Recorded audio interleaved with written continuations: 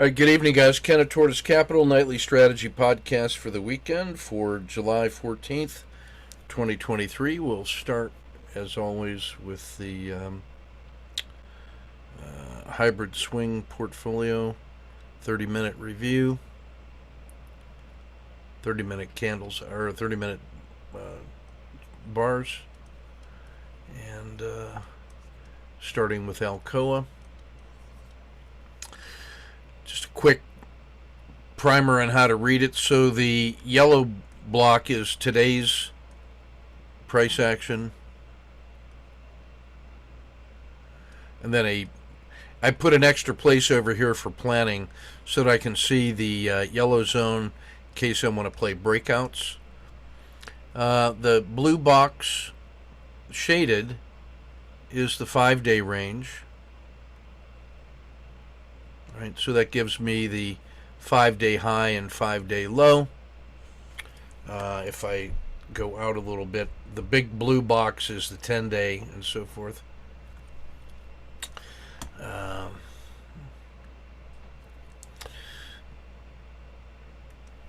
These green dots are buy points. Red is an exit. These red boxes represent risk. You'll see these are all standard risks that are appropriate for Alcoa based on the statistics of the daily ranges. These black boxes represent individual trades. So here was a trade that started here with an SSC, a second position, and then a close. You'll see that we're using the RL10, which is the proxy for price.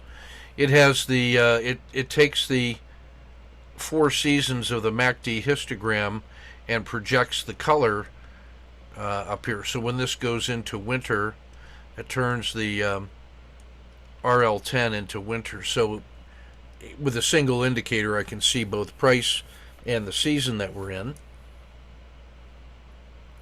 And I typically am showing, 5 to, I guess this is almost 8 days back.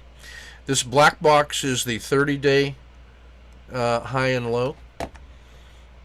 So if I went out a little further, you could see the 30-day box. If I shift to the daily, you could then see how this. Let's see, daily. Yeah, you could see how this shifts to the 150-day look back. There's your high and your low. There's the 150-day high, 150-day low. And now you can see for sniper traders how the 30-day range fits inside the 150-day range. And then here's the 10-day range. And then for tactical trading, there's the 5-day and then the 1-day. So that's kind of how I scale. But we're really looking on the 30-minute swing as we're taking a look at this about the last 10 days for context. We use the 30-day and 150-day when we're looking at longer-term swing trading. But for intraday on hybrid, where we're using a combination of intraday techniques and short-term swing trading, 30 minutes seems to be a nice hybrid. So that's the quick look at what you're about to see. Okay, so we're in Alcoa. Now it turns out that this list of symbols is my standard tradables for swing trading. And so what I'm looking for here is a population of symbols that give me reasonable assurance that there's something moving all the time. So I've got a combination of individual stocks. We've got some indexes. We have some countries. We have some sectors. And then we have combinations of those so that, if you're looking for a metal, it could be a pair trade, or you could look for one metal or the other. So we have metals like Alcoa, Cliff, and U.S. Steel. I have semiconductors because I'm always interested in the engine of growth. And so for that, I have Intel and NVIDIA. have an energy symbol in there, Devon Energy. A couple countries, Mexico and Brazil, that are the frog champions. Regional banks were of interest because of the big meltdown. So when they're moving hard, that's a terrific tradable instrument. Mattel came up from my brother's assessment of the 3-day and 9-day sniper, and it's postured for some amazing moves. So Mattel is on the current list. Merck and Microsoft and McDonald's represent three old school large caps that are foundational. People have to own them if they're fund managers. I have, marijuana because of the pharmaceutical industry, and Rivian and Tesla in the electric vehicle space. Tesla is the most important symbol in the world. The S&P and Treasuries to represent those big, broad indexes. Clean energy, which is often moved around by policy statements from, governmental subsidies, and is a emotionally charged trading vehicle. A couple old school symbols here. There's international paper, which is sort of you can't get more basic industries than that. And then IYR is a U.S. real estate alternative aspect. We get emerging markets to represent the growth opportunities in the underdeveloped world. We got ETHE, which is a cryptocurrency. It's a way to play crypto if you don't want to go through the shenanigans of crypto wallets and all that. So that's an exchange traded note held by an investment company which is invested fully in Ethereum, and you can own Ethereum and enjoy its price movements just by owning that note. It can only go long, so there's no shorts on that one. And then it's also interesting because there are times, because of the way their fund works, that you can see a premium or a discount with respect to the price of Ethereum, and a lot of times you can find some value plays by buying it when it's at a deep discount, and you've got some value built in. There's Electronic Arts, Dish Network, CVS Pharmacy, Caterpillar, AI, the company AI, C3.ai. And so what you have here is a mix of all of these kinds of symbols that are diversified, so that as they start going through their life cycle of sector rotation, I may always be able to find something that's at the bottom of a dip and I can play an SSC, or something that's overbought and is failing, and they can be out of phase with each other.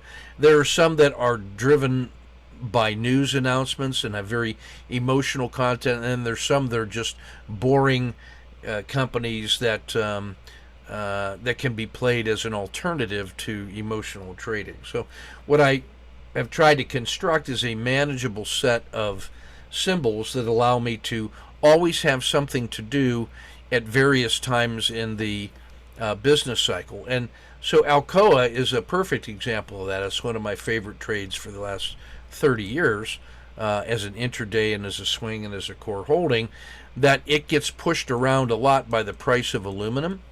And it's a great industrial American company, and it's connected to the business cycle. And because it's connected strongly to the price of a basic metals commodity, it gets pushed around by currency, by commodity prices, by business cycle, by news about the broad U.S. economy. It's very narrowly focused. It has a strong consumer as well as a business-to-business component to it. So there's a lot of reasons and factors that push the price of Alcoa around, and you can see that reflected in how routinely volatile it is, and it's in the volatility that short-term trading is possible. So that's some background on the composition of the symbols and how they get there. That varies periodically through the months and weeks as new news items come in and come out, and but I try to keep it into a set of things that I can manage on a daily basis on 30-minute charts. I can evaluate the chart position with each new bar every 30 minutes. It takes me about 3 seconds to evaluate what it is I need to do or update my plan. So that gives me the ability to have a span of control of about 30 different symbols. You can see from, if I sort this by percent changes today, well, we went from the worst performers at -7% to the best performer, Tesla, at 1.25%, and there's quite a range of different performances. So it's not unusual to be able to find the extreme movers in that population on a daily basis, and that always gives me something to do. Now, as I look at the 30-minute charts, and I'm routinely managing these this portfolio, I'm also looking for extreme movers during the day so that I can dial in on a 3-minute chart and try to exploit something. Like on this day of the 7th of July, Alcoa on a swing trade had an indication for an entry here. Well, during that move intraday, that move went from 32.50 to almost 35. That was almost an 8% move intraday. And when you break that down into 3-minute charts, it gives you the opportunity to zero in and take advantage of those moments when it's really moving. Well, the next day it hardly moved at all, so that's not a candidate for turbo trading. So I think of the 30-minute chart as the core for my swing trading, and then if I can find some movers like in that move or this move or today's move, then I may be able to also dial in and have a tighter stop and a larger position size with the intent of just doing an intraday trade on a selected small amount of these overall. My maximum span of control turns out to be about 4 symbols, meaning that I could have as many as 4 different targets on the 3-minute chart, but typically I'm trying to get 1 or 2 to focus on and take advantage of finding the movers early. So just by way of background for strategy. Okay, back to the regularly scheduled program. So this is Alcoa, and we're on 30-minute charts. And today there was, we had closed yesterday's gift trade. This failure to follow through made us get out of this at a 1-hour gain, which is good practice because then it had a 3-hour adverse gap, which I didn't eat because I was no overnight risk. And now on the big gap down, and it opens below the RL10 turning point, this becomes what kind of a trade pattern? Collapsing dragon. I put the standard risk on it, and this thing rewards me with an immediate fail, so I'm already in the money in the first hour, and I can tolerate a little sideways, and then it gives me a second leg down. And because I don't want to hold this over the weekend in a bull market, I just, as it recovers and the RL10 reverses, I take the exit at the edge of the dragon. We call that the dragon exit now in this strategy, and that allows me to have taken that much risk and to earn 2 units of reward for the 1 unit of risk, so we get 2R and no overnight risk. Check or hold.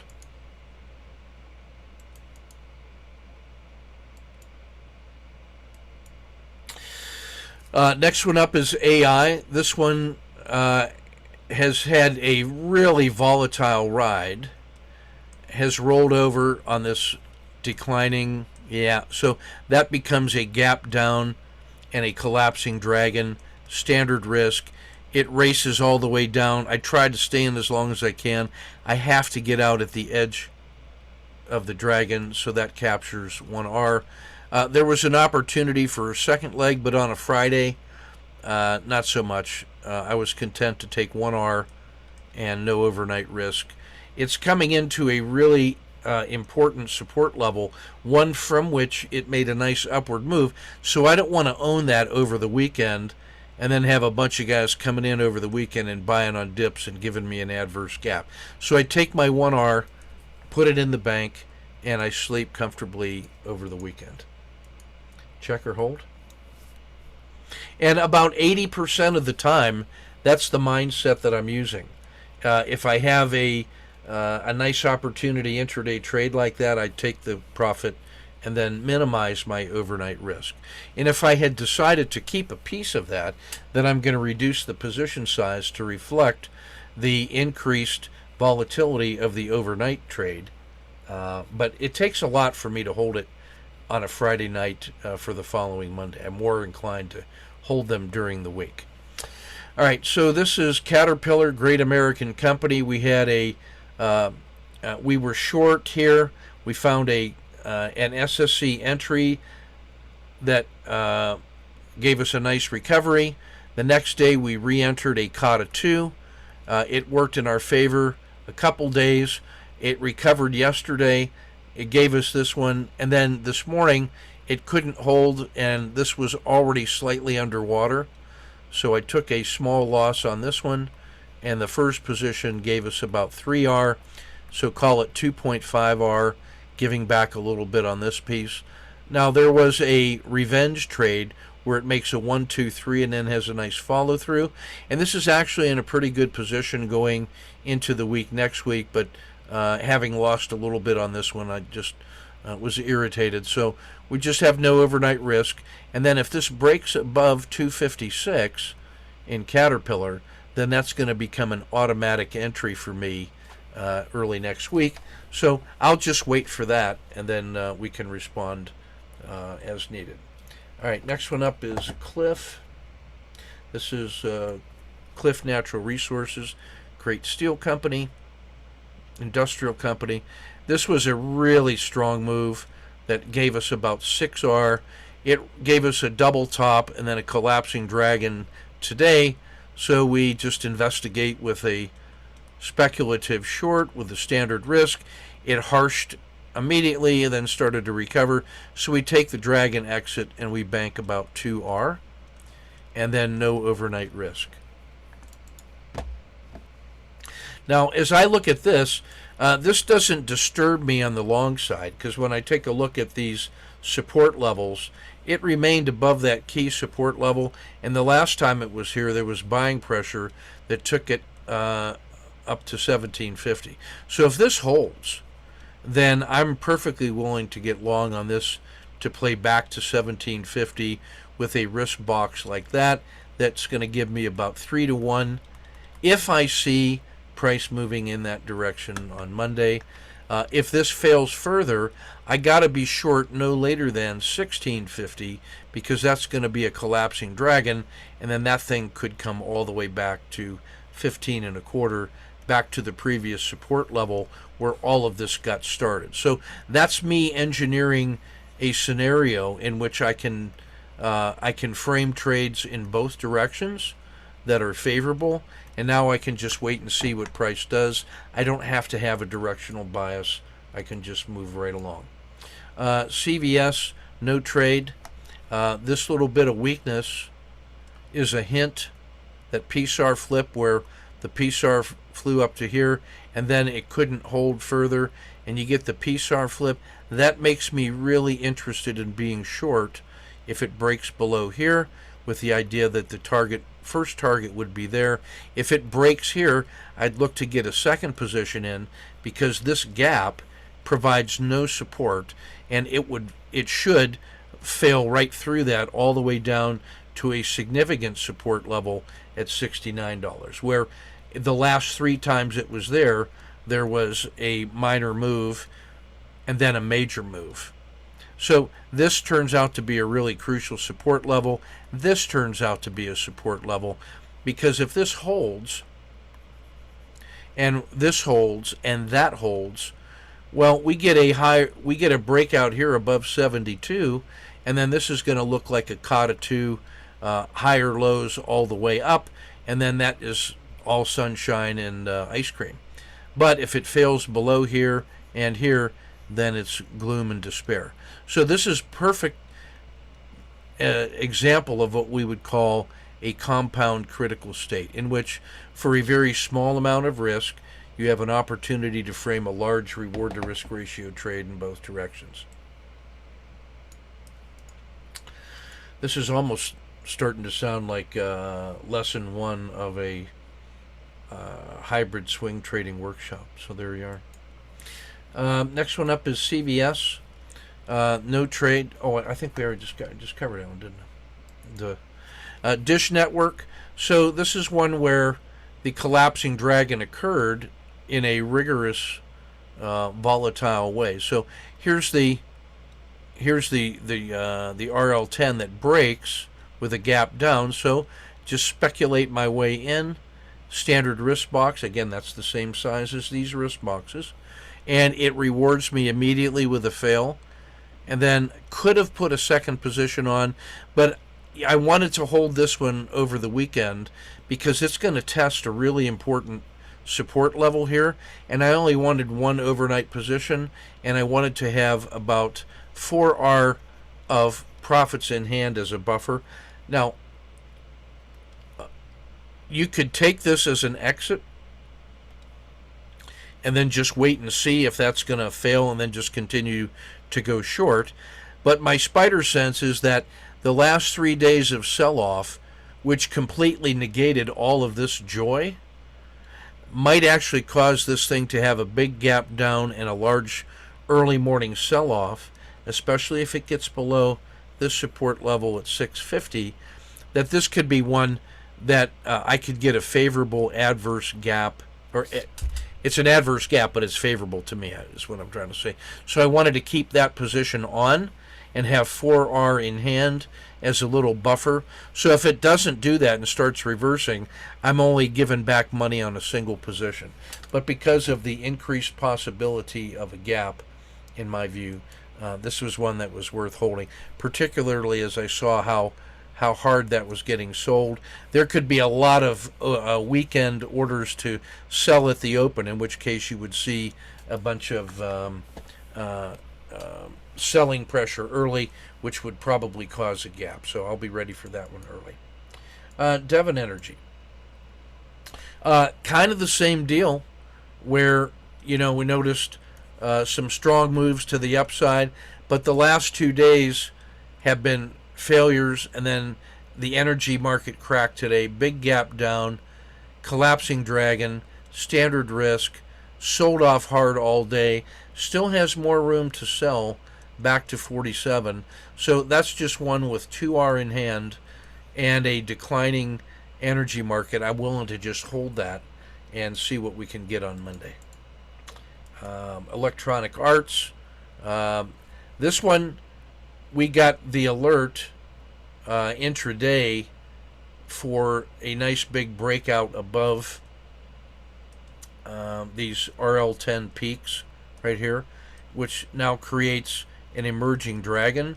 And so back on Tuesday, we got that alert, speculated in, and it just blew up and closed well. So I'm just committed to waiting and seeing what could this thing do. Like it gave back half of that profit, but then it's been pretty strong for 2 days, and there's no indication of selling pressure. So it could be that weekend warriors look at this and say, wow, what a nice move. Let's start buying that rascal. So there's a good chance, in my view, for this to continue to go. So I'm playing this one very relaxed.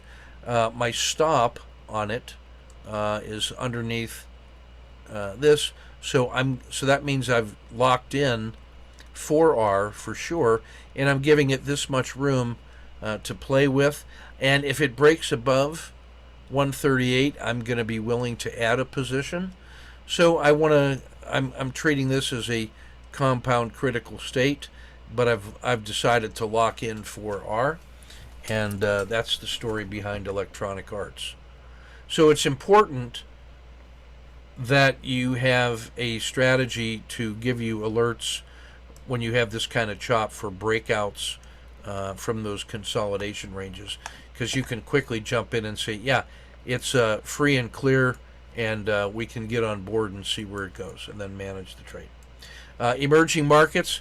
Here's another example of an alert that we got early on this one, above the emerging dragon. So we got this and it closed well. And then we got this gift and it held. So on failure to fail, we added a position and it closed really well. And then it gapped up again, so we added another position because we can use market's money of gains from those two positions to fund that risk. And then that moved up really well today. And then in the last, it kind of petered out. And then this morning it opened up with a gap down right at the PSAR. And since this third position was still slightly in the money, that felt like enough. I want to keep that one in the money, so that one earned an R. And then this first one earned 1, 2, 3, 4, 5, 6, probably 6 R. And then this one earned 2 R. So that's a total of about 9 R in 3 days. The addition of the second and third position, funded by the gains of the first position, increases the return by 50%. So instead of a 6R trade, that becomes a 9R trade.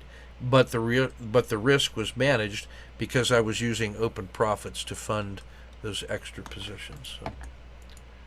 So some money management, risk management there. I like the fact that it didn't fail further. So with that nice tight consolidation, I will treat this as a compound critical state, and I'll be ready for a trade in either direction with a small amount of standard risk. When I see the consolidation zone is as big as my standard risk, that just tells me there was no selling pressure and people just waiting to see what the new week ahead would be, especially after a move from 39 to 42 or 41, which is about an 8% move off of this last support level. So that feels there's going to be a lot of people happy about that, and they may be wanting more. All right, Ethereum. Yesterday we closed the gift trade on this one. We got the alert in here. It ran all the way up, sold off. It closed well, but we didn't chase it. Today you get the big gap up and then the harsh downward move, which retraces 50% of the peak performance. So this one is postured to have a lot more pain. So if you're a crypto trader, you may want to be prepared for Ethereum for short-term pain and suffering. But as long as it stays above, say, 10, I'm going to be excited about this one, and it'll feel pretty good. So, whoops. So that one felt pretty good. Mexico. We closed the COTA 2 trade at the open today. It started suffering, so we were out. Brazil closed it right after the open as it started to fail through the failing through the PSAR. And avoided the rest of this pain, but cashed about 4R, so I kind of like that one. And then no overnight risk or no over weekend risk. This one is Intel, and the semis have been really cyclic. When times are good, they're great. When times are not so good, they're poor. So they give us a lot of volatility. So here was a scratch, and then a COTA 2 entry, which really paid off well. And then here's a collapsing dragon. So you have a lower high and a collapsing dragon. That makes this my favorite entry of all time. Standard risk, harsh sell-off the rest of the day, holding +2, and I think there's a good chance for a little bit more weakness early next week. So I decided to hold that one overnight, over the weekend, I should say. 2R buffer. International paper, I took the intraday gift of about a half an R on a collapsing dragon routine. IYR, no trade. That's real estate. This is the regional banks, no trade. This is Mattel. So this was Mattel, And this was an alert from my brother on the 3-day, 9-day sniper, which we were able to get one position in. It performed really well. We used the money gained from that on a small risk with 3R in hand to add a second position. We talked about what to do with this one earlier in the week. I explained why I bought an extra position at the close using market's money, and this thing rewarded us. So we had 3 positions that closed really well here. On the PSAR flip, finally, we took that exit, and then today this rolled over and we had kind of a collapsing dragon. It didn't fail further, came back, and I took the dragon exit for an extra +1 and then no overnight risk. I like the setup here as a COTA 2 going into next week. This feels like if this continues to go, I'll be ready to get right back in and go with a risk box of about that much. But if it fails below 21.25, then I'm ready to play it this way. So compound critical state in Mattel. Hat tip to my brother. McDonald's, no trade. Merck. We closed the collapsing dragon short on this one. So this one had we wanted to go long, it just scratched. I missed the first one, but then I get a lower high again, so we take this collapsing dragon short for 2 days. Today it opened and broke through the PSAR, so that's a routine exit for 3R. And then it just consolidated nicely today. So this thing could be posturing for this, but if it fails below about 106, I'm ready to be short. But it's postured right at the edge of the summer. It just started summer, so this has a chance to be a buy on dip opportunity, and a move in the next 2 weeks back to 115 would not be surprising. So if I can set 115 as an upper target and start this off with a small risk, then there's a chance for about a potential 10R on a move back up to 115. And what's nice about Merck is that there are some very clear price targets where resistance hits that can be set as intermediate target. Here's a gap, so that could be a target, and then this could be a target. So now if this were to move out and I buy it long here, I can set target 1, 2, 3, and 4 and use that price ladder to continue to manage the trade as it performs. At any one of those prices, if it starts to fail, I can get out because it will be rejecting at the test of resistance. So I can use those price levels to decide when to add additional positions or when to cash a trade that has done its work and is now ready to rest. Check or hold.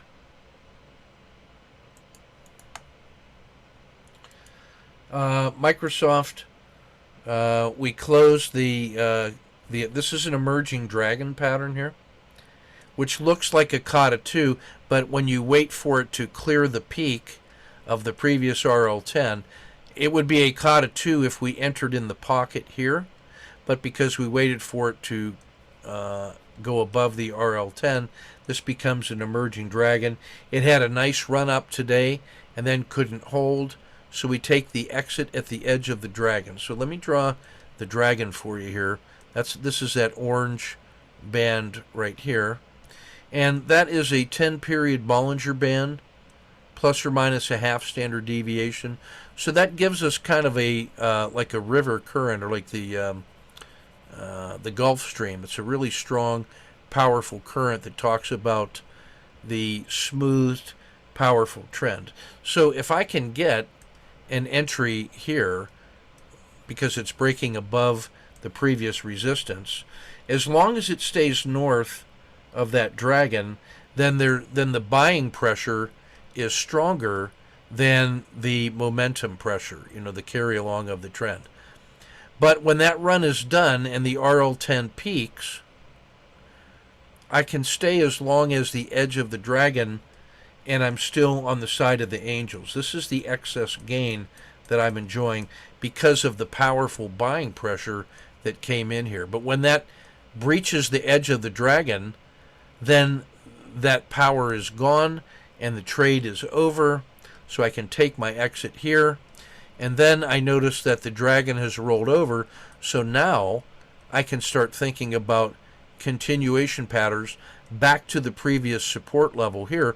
So now this becomes the opportunity on the downside, and if I can use a small risk, I can have 1, 2, 3. I can frame a 3-to-1 trade and then have a manageable trade.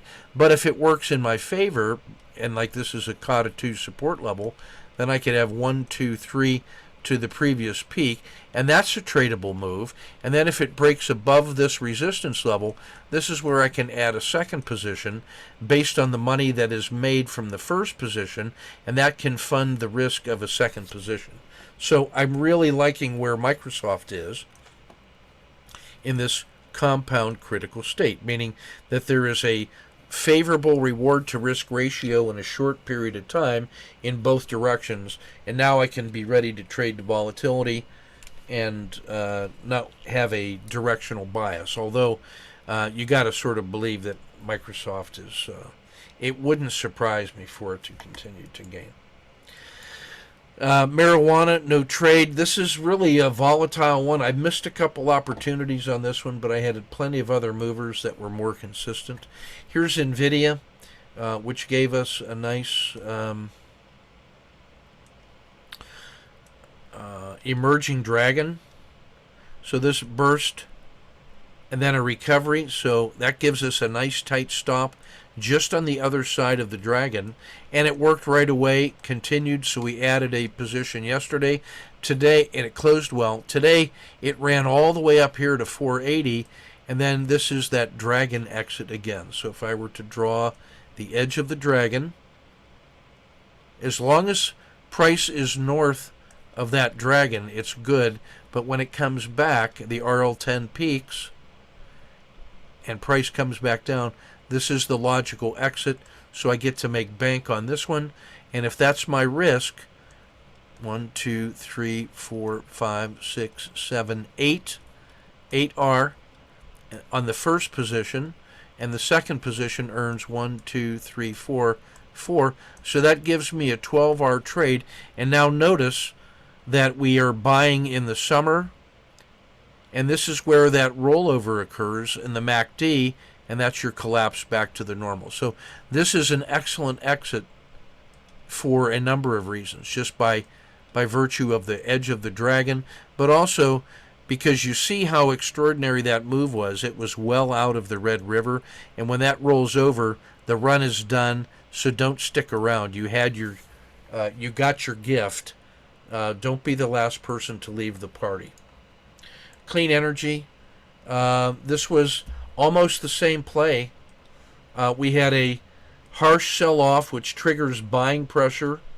They gapped it up and ran, so we got our signal, cashed the first leg for 3R. It only fell this far. It came back across the dragon, so we put the standard risk and buy it. It closed well. It continued, it continued, it continued, and when it finally broke the PSAR, we exited yesterday, and then today gap down, so standard risk. And these are all people that are betting that this move got ahead of itself a little bit, and they think that if they start suppressing the price and having some selling pressure, that everybody who made money from 39 north is now going to be a motivated seller to protect their profits, and that's why I think you get this quick move down. And it closed poorly, and we're holding 1, 2, 3, 4R. And if this collapses, I wouldn't be surprised to see it come all the way back to here. So this is a way to illustrate directional trading and why you got to follow price.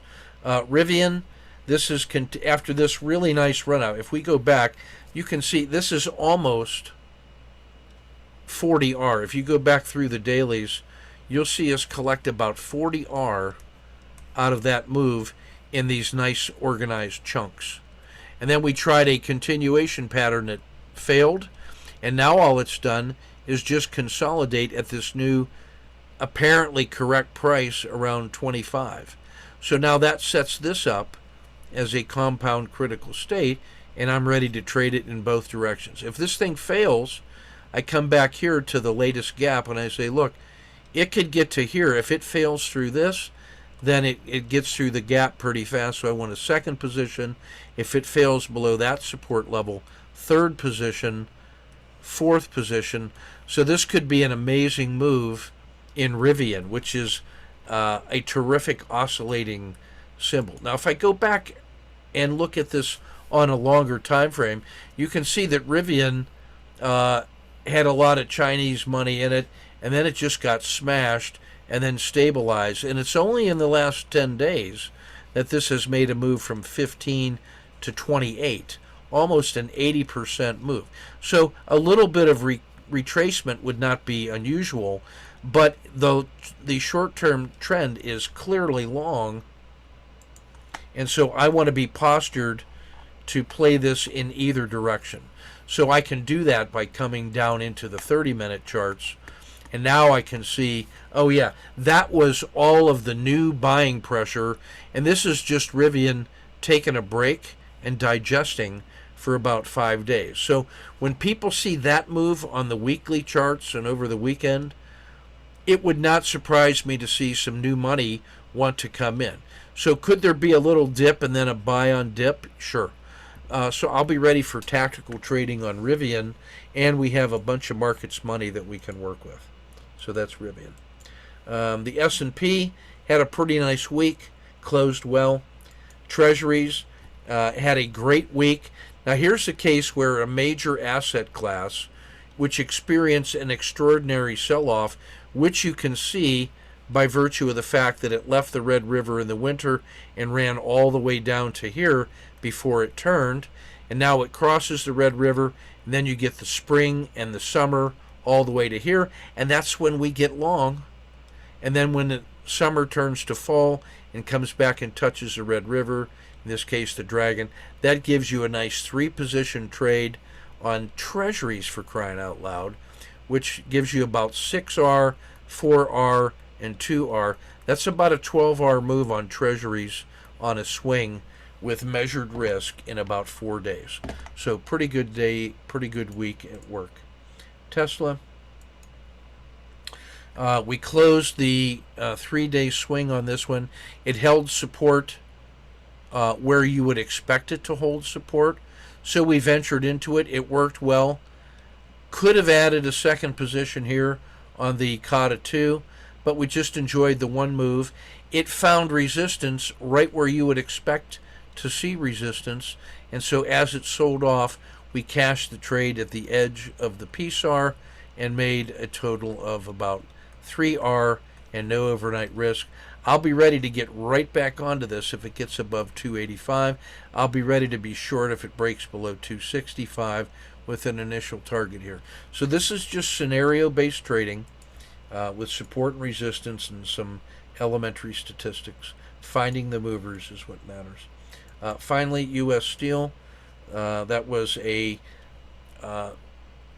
this is why I love U.S. Steel. You get these kinds of moves, these kinds of moves, this move, that move. This was a collapsing dragon, standard risk, dragon exit, 2R.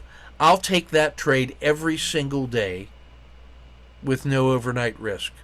That's when I am happy, when I can get my little 2-to-1 and have it pay off nicely. So that, in a nutshell, is a quick review of the hybrid swing trading portfolio on 30 minutes with some of the basic ideas expressed and some of the standard patterns. I want you to study how we have simplified the use of the indicator set, how we're using the MACD histogram as the trend smoother, looking for exceptional moments for turning points, how we're using standard risk based on statistics, how we're using the turning points of the RL10 and the Dragon to help us find key moments when turnarounds occur, and then we're using standard patterns like supported spring crossing, collapsing dragons, and CATA 2 for continuation patterns in both directions. It is literally sniper simplified trading on 30-minute charts. Those 30-minute charts, again, allow us to dial up to daily charts if we want to look at a longer term and grow some of these into longer term swings. It also lets us drill down into 3-minute charts to get a turbo position on something that's already working on the core position. So let's see how we do that. And we'll rotate to the sniper trade of the day. So this one is on Alcoa, one of our standard tradables. And this is on 3-minute charts. So this is Alcoa. And now we've dialed it down to a 3-minute chart. And this is where it closed yesterday. And here's where it gapped today. And then we use this blue box as the opening range 3. And so we wait for that bar to close. And then we just establish a rule of thumb that if the next bar, oops, that should be red. If the next bar breaks down below the low of the opening range 3, I can be short. And what I will do is put a standard risk box on it, which is based on statistics, which we teach, and that's the yellow box. Now this is one that failed immediately right from the get-go. Let's see if we can't zoom in and see that trade a little better. Yeah, so what you can see here is that the opening range 3 went from here. It opened, sold off all the way to here, came back to here. It opened in the second bar here, ran up to here, came all the way down. We get filled right here. We put a standard risk box here based on statistics. This thing does not fail further, but instead reverses and reverses. So we get out here with a -1R loss. It hasn't breached the OR3, so I don't stop and reverse. It runs up and then sells off. It breaches below, so I just put the same trade on again. And so we just have a -1 trade, and we enter again, and this is my standard risk box. Just get the next hand dealt and see what we can get. Check or hold.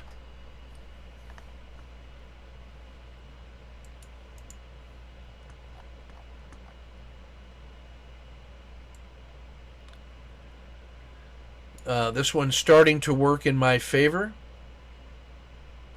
It would not be unusual or improper for you to take your initial risk, which was here, and maybe just drop it down to here so that you take your risk out of it and you put a little wedge of gain in here.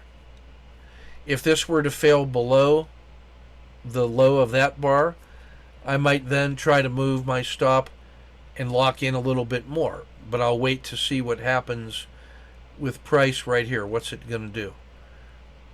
If it maybe I could even take my stop and move it to the top of that bar and lock in even a little bit more. So we'll just see. You decide where you want to put your stop. This works in our favor. So in this case, moving your stop to the high of that bar would have been fine. Like you could have moved it,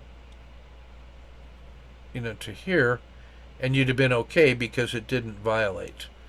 It then starts selling off harshly. Now, what I like about this is when I see the RL10, it bottoms out and then makes a lower high. That's a really powerful signal to the downside. If I had 2R in hand, I could even think about, I could add a second position here. If I was very aggressive, I notice that that's my risk. I have 1R. I have about 1.5R in hand. I could think about adding the second position there if I was very aggressive. Yeah, could you lower this to the 1 minute chart? Sure, Greg, you can go to the 1 second chart, but I'm just content with this. And remember, I'm looking at, I might have 2 or 3 other positions on for turbo, and I'm managing those other 30. So I just am content with the 3 minute. It gives me enough time to make relaxed decisions. You can, I mean, I can trade on the 1 minutes, but if I'm doing that, I try not to have too many other things going on in my life. This one is now starting to stabilize. Now, what I want you to notice is how important the RL10 as the proxy for smooth price looks like. So this thing, once it peaks here, even though there was a little bit of penetration here with price, the RL10 barely wavered, and as soon as that collapsed, you get that R10 wiggle to the downside. The R10 is the price. The bars are just noise. This continues to suffer. Now I've got 2R in hand, so, and I'm below the previous level of the RL10. That's a legitimate second position. Check or hold.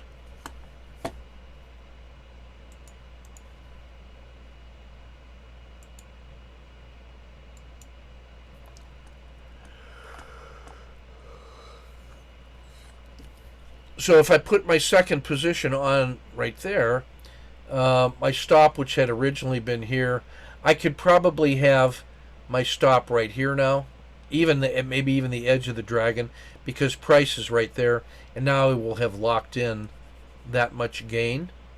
And that as soon as I can, I want to get my stop below the entry of that second position, so then that one becomes in the money as well.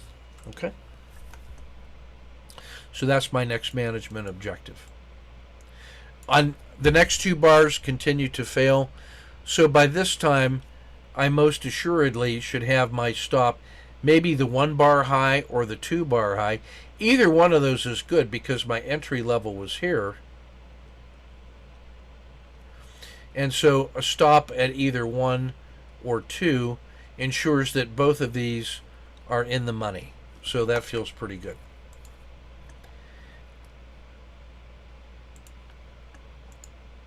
All right, if I go down and look at the MACD, one of the things I got to be concerned with here is the fact that the easy money was over, and because of the slow price action here, it's starting, the strength of trend is starting to decay. It's coming into the red river. So in that case, I should certainly have my stop at the 1 bar low, and I'm really starting to look at where the edge of the edge of the dragon is going to look something like that. So if I just project that, that sort of gives me an idea of the boundary, that as long as it stays south of the dragon, then there's a good reason to stay in it. But if price were to revert, I have to get out either here or here or here, based on the decaying trend. So again, the RL10 shows you the true story. Now here we go. Now the RL10 has bottomed out and actually reversed. This was a reasonable exit because I still was in the money on this one. I decided to give it a little more room, but by the time that breached the dragon and hit the PSAR, this is where I have to get out. So this one gives me about 0.5.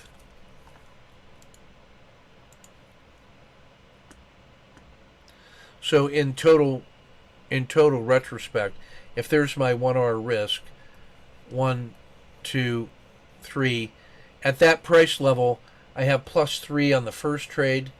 The second trade has maybe 1. Maybe there's a +1.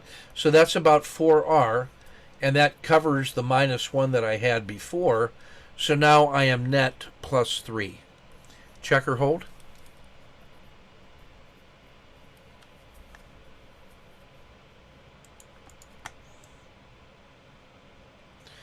So this is now a a PSAR flip.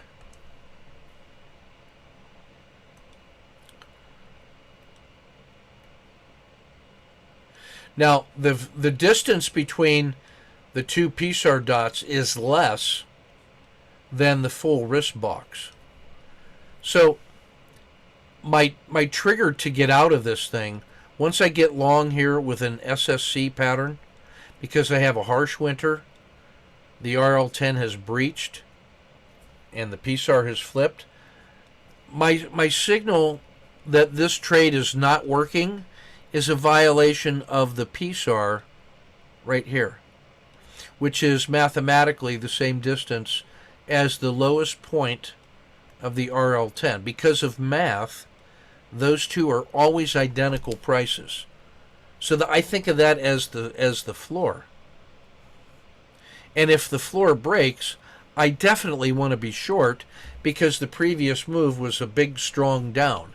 So the SSC pattern is a counter trend trade. Now, the mathematics of the stop is this is the R10, which is 1/10 of the range stat. So if that's the low of the day, which it is, then there's 10 of these yellow boxes to the upside. So that tells me how big this move can be. And if I were to look at the the high of the day, I know that the high of the day is right here.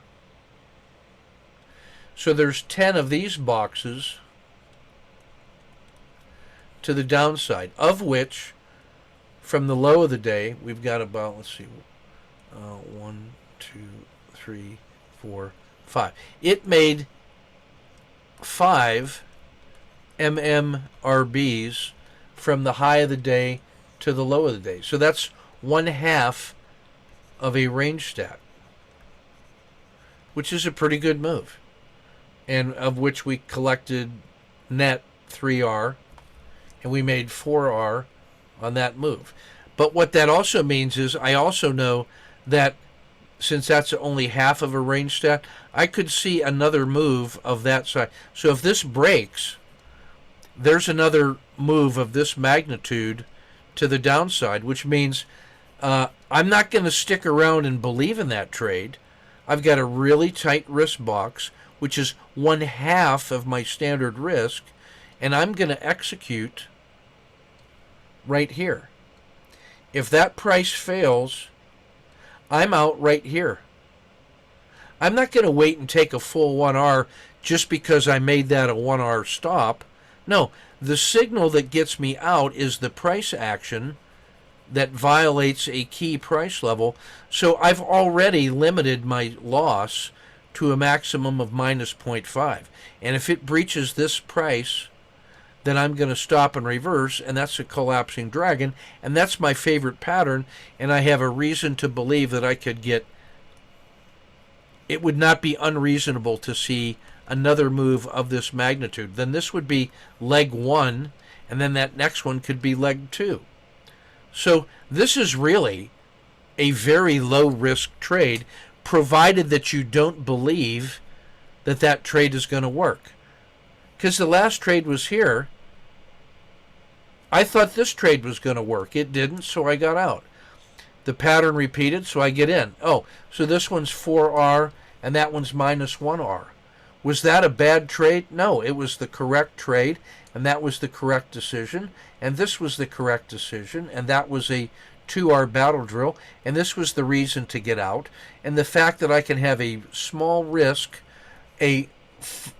almost a 10 to 1, if I look at what my actual risk is, which is half the MMRB, there's a 5 to 1 trade to the upside, and then if it fails, I'm into my preferred trade anyway. So this is my favorite entry of all because it can work in both directions, and I'd actually like to see it fail so I can be short in my favorite pattern. Then I get to be wrong for going long, but then be on the right side of the trade.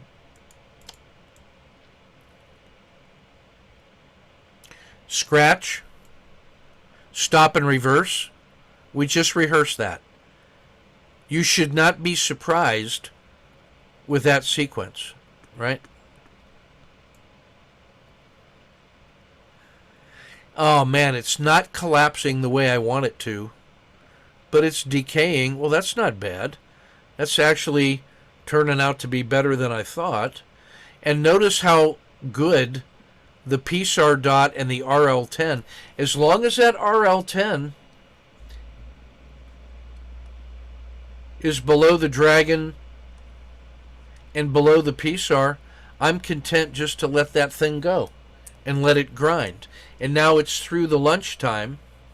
And notice how tightly that red river has pinched. Can you feel how important this turning point is going to be? What's it going to do? I don't know, but it's going to happen pretty soon. So when I'm this far into it and it has not failed massively, like I was entitled to believe it could, but it didn't, and instead I see this little chop, I'm not offended if you just decide to take 1R and put your stop here and lock that in and just see what happens. Don't get out of the trade, but be very strict on the PSAR as the price exit. Done. And lock in 1R. Check or hold. And now it's 2 o'clock on a Friday. I don't think there's a lot more room in this thing. It's had 2 legs down. The second leg was only half the size of the first leg, and there's only an hour left in the day. Maybe I'm done. Oh, now, if I were tempted to enter, that's where I would be tempted to enter. But it's already 2 p.m. and there's only an hour left, so I'm not going to take that trade. And it would have failed. And then in the afternoon, a little bit later, there was a little bit of a move, but not much, so I didn't leave much on the table.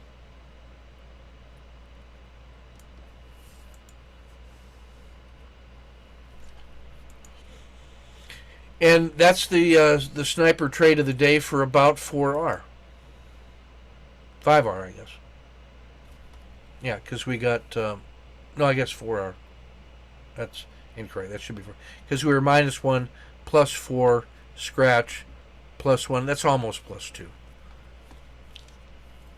So, almost nearly 5R. Okay? So that's what the sniper... That's what the 3-minute chart looks like. Now, so that's... Call it 5R out of Alcoa. And the reason that's such a good candidate is because the Alcoa swing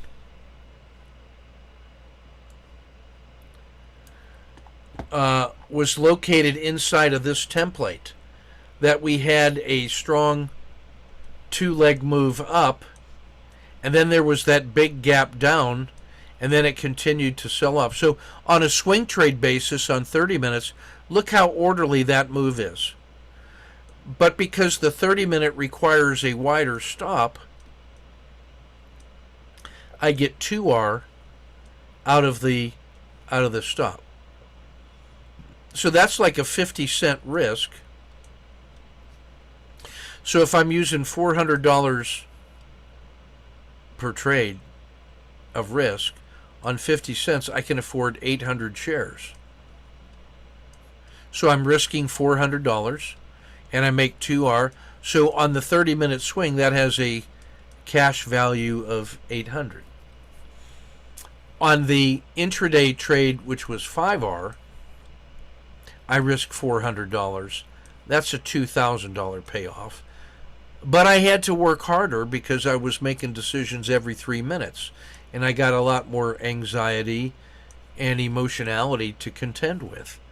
So to answer your earlier question, Greg, hey, why not just go down to the 1 minute? Yeah, well, that's like taking a double shot of espresso and now reducing my cycle time for decision making and emotional state management to every 1 minute. And I still have to remember that I'm managing all of these other dudes on the 30 minutes. So you pick the amount of stretch that you want in a way that is sustainable and emotionally endurable. You know, there's a certain amount of resilience in there. Okay, certainly doable. Because if you look at Damien's been doing great work on the 1 minute on the S&P. So there's that.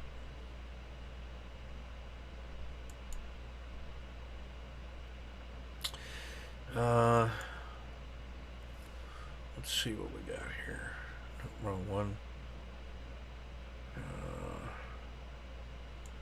Is it this one? Yeah, here we go. Let's take a look at the traders for today.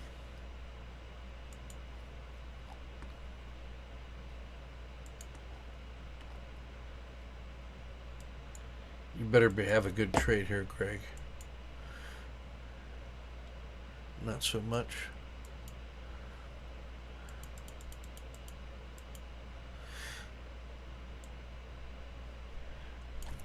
All right, so this is, let's see, this is, excuse me, this is Greg. Is this 5-minute charts?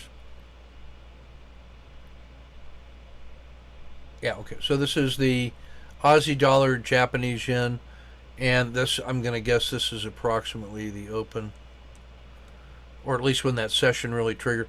So what I want you to notice is this PSAR flip that happens below this RL10. So you got a Z3 pinch, right? So a couple ways I can look at that. I can simply take this Z3 line and bring it across and say, look, this is my yellow zone in here, and it's just noise until it breaks out of the Z3. Or I might take a Z2 to Z2 and call that a more refined. So it would be possible on the short side to be short as early as this. That second bar momentum on the Z3, or here at the Z3. So either one of those is acceptable. This is not bad. And now I've got 1, 2, 3, and I'm outside of the Z3 lines. And if this is my standard risk, my maximum favorable excursion is about 0.7. And now I've got a 1, if that's my low, 2, 3. Here is a 1, 2, 3 exit right here, which also turns out to be a scratch. If it does this and then does not fail further, be done with it. Then think about getting long right here on the PSAR flip.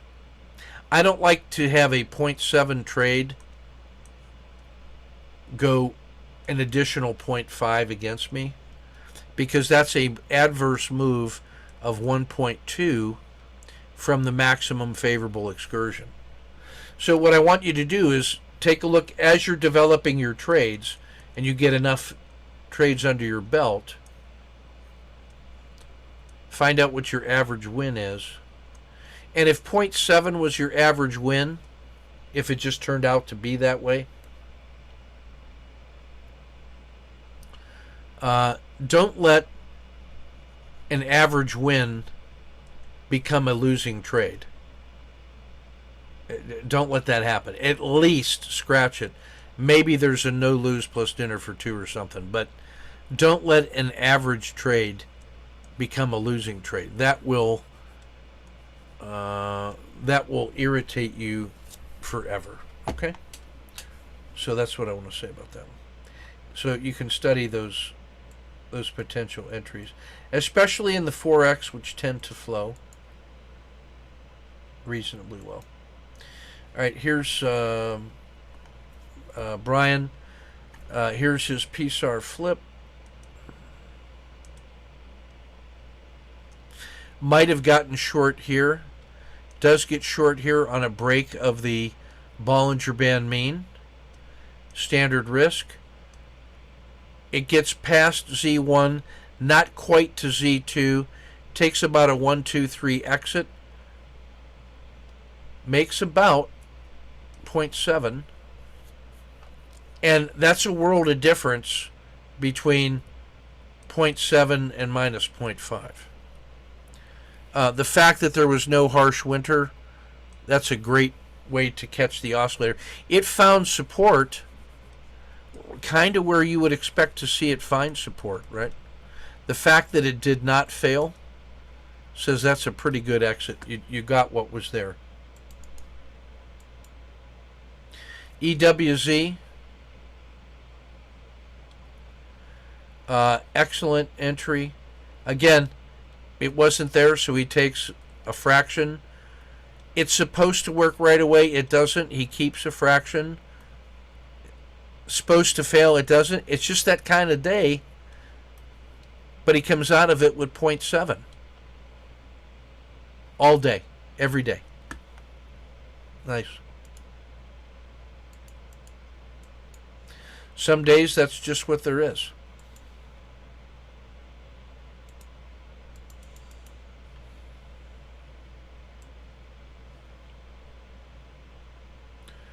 All right, here's Hamad.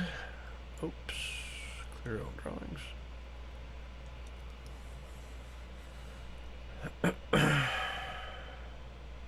Z3 pinch. Here's the first warning that it broke. Comes up, makes a lower high. The PSAR has rolled over. I think when that Z3 line breaks, that's ordinarily where I'm short. And that's kind of a Z3 pinch breakout. You get 1 bar, 2 bars of immediate action, and then it doesn't fail further and starts working its way up the stack. So you pick your exit anywhere inside that box, and then you get used to capturing that much on that move. And now when the PSAR flips, you have a little bit of gain to play with. Now, what I like is that you didn't let this is supposed to go. It's supposed to get above this Z3 line if it's going to work.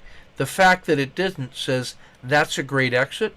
You could think about getting short here at the violation of the dragon or at the PSAR flip. Either one of those is acceptable. And then that's a great exit at the edge of the dragon.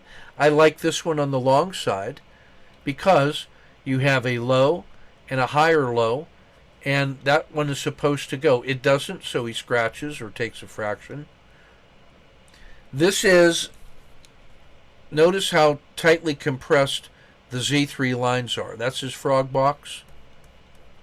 So that means this is a Z3 pinch. So I take that line of maximum pinchitude and I just draw that right across and right across, and then that becomes my yellow zone.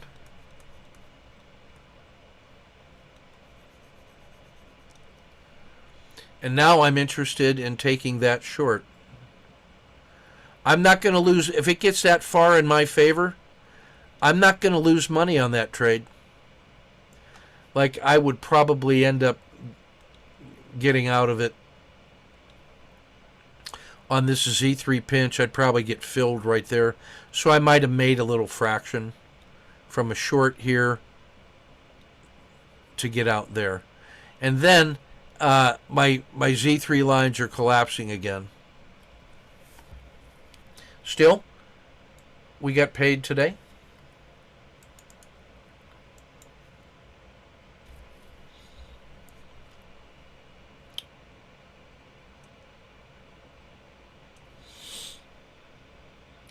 I like the short.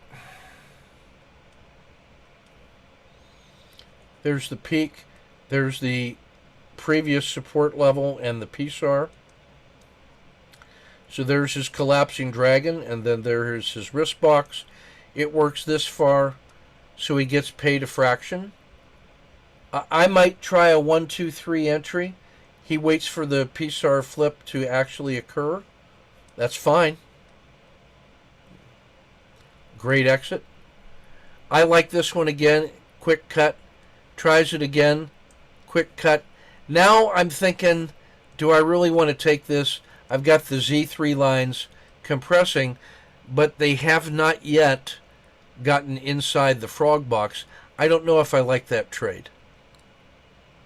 I think I like this one now that I'm inside the Z3 pinch. Now I can take this line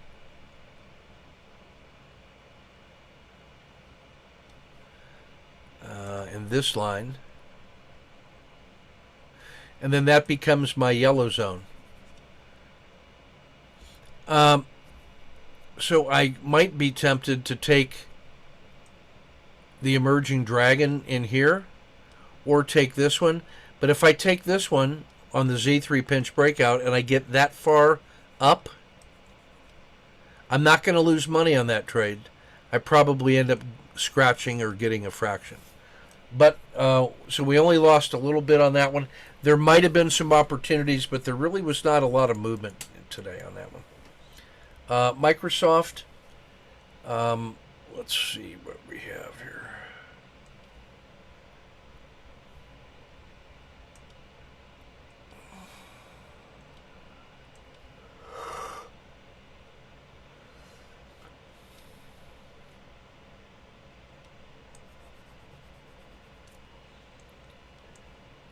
Gets paid. I might have been tempted to get short here. Probably would have scratched. I like the long effort. I love the quicker scratch. Now he stays out of the chop. Now he's got a Z3 pinch here. And a PSAR flip. I'm really tempted on this one right here. He gets this. Now he's got like a Kata 2 or a collapsing dragon. That's a good trade. There may have been the first leg if you were aggressive. I don't mind that one. The other thing that makes this attractive is if I bring this across.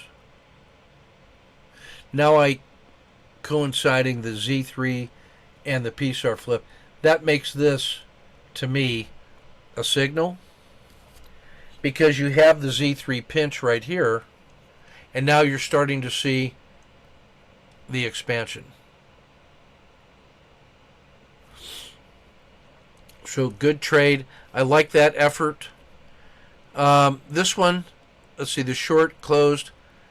I think this last piece was probably too much. Now if I'm looking later in the day and I see that Z3 pinch, I want to be short from here or long from there. And then that's my yellow zone inside there. So I can play it in either direction from there. Especially the downside on that one, because that would be a violation of all of this, the low of the day and everything. So pretty good work on Microsoft there. NVIDIA, a lot of trading going on in here. Here's my OR3 potential long. That's a Kata 2 or an emerging dragon. So he gets paid. Quick scratch, quick stretch.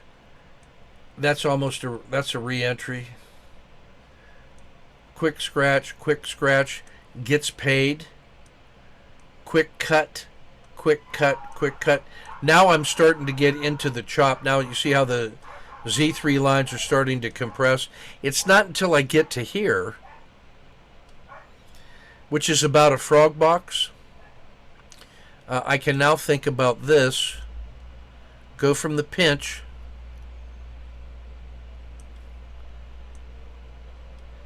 and now if I get this move right here as my entry position, I could go to the PSAR flip and make that my risk box. All right, so I could take half of, that's the Bollinger Band mean, if I'm being honest, right? So even though this is the yellow zone, I don't have to use that whole thing. I could just take half the yellow zone and make that my risk box for execution. And now here's my short position,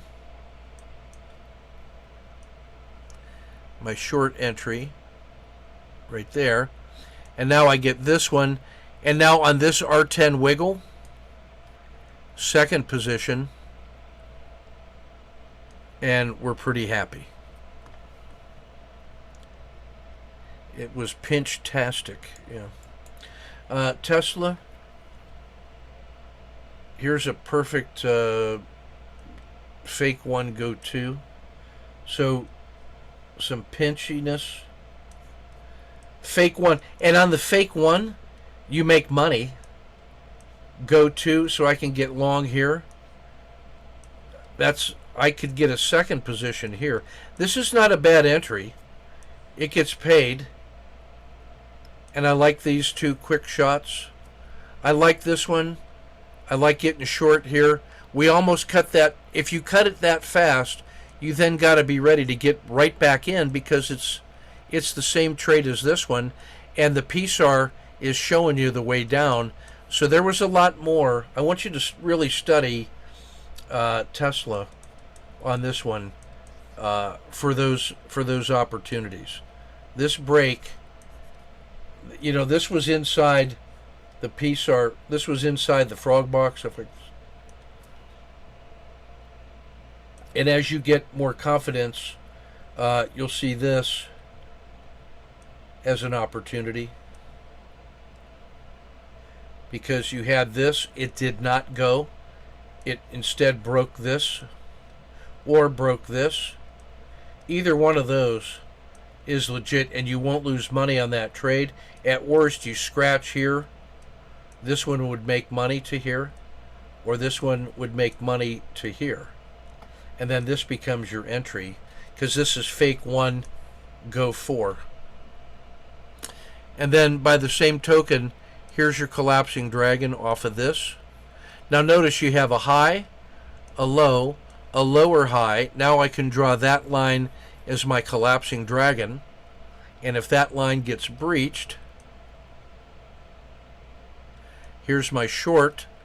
Here's the confirmation of the Z3 line that tells you you're on the right side of that one. So this, I think, is we got to be ready to see this. Let me try to draw it with a better line. So this high, low, lower high. Now my collapsing dragon entry is here on a violation of this level. And now my pocket entry, if I'm thinking about front running, this is a perfect pocket entry. I understand that exit, but when it doesn't go, we got to be ready in here for that short. And then we're looking for these price levels on the downside, which is where it got to. Okay, so look for the symmetry. All right, I'm going to leave the weekend reports for you guys to review. I'm going to try to cover them tomorrow. I don't think we have a soccer match, so I need to get this one posted. This was a longer than normal lesson. This is probably lesson 1 of the hybrid trade workshop, to a practitioner's approach to advanced hybrid trading. Okay, so thanks a lot for your kind attention, and thank you for your courage to post charts with great examples of self-coaching. You're putting yourself out there, and there's a lot of people benefiting from the courage that you're showing, and you're learning to develop resilience and insight as a result of that courage. And I am liking the way that you're showing, in this case, the importance of the MACD history. When this thing rolls over,